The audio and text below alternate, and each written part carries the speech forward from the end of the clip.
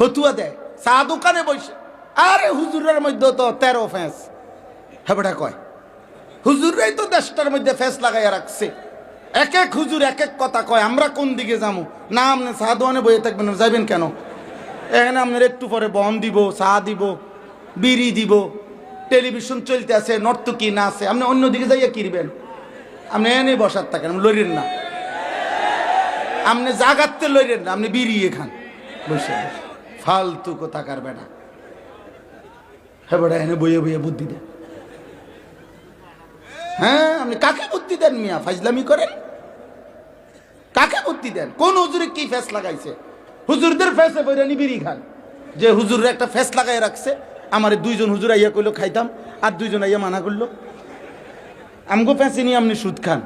আপনি যাই যে 30 বছর কিস্তি নিলেন, সুদ খান। আমরা হুজুরগো ফেসে পইরা, হ্যাঁ কথা বলেন না কেন?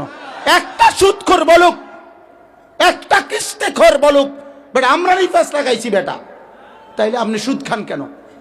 আপনি কিস্তি নেন কেন? বলেন মিয়া।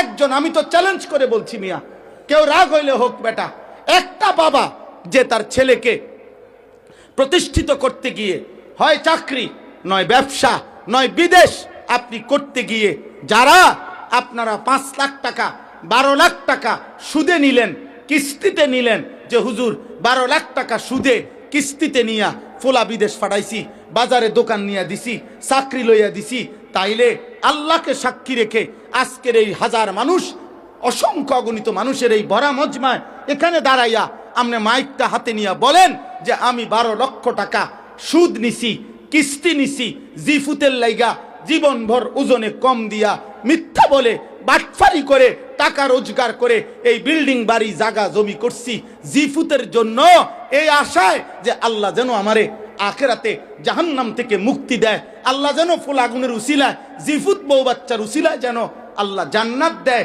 এই আশায় আপনি এত মিথ্যা বাটফারি সিটারি করছেন। এটাই উদ্দেশ্য কিনা? এনাই এখন আসে এনে ছবি উঠে আছে, এই মুরব্বী আইন না কেন? এনাই এখন এটা ভিডিও হইব এখন, হ্যাঁ তো তো গপ মারেন কেন? গপ মারেন কেন? হ্যাঁ জীবন মানে শুধু বিল্ডিং, জিন্দিগি মানে বিল্ডিং, জিন্দিগি মানে 30 শতক জমি। কি বলতে চান?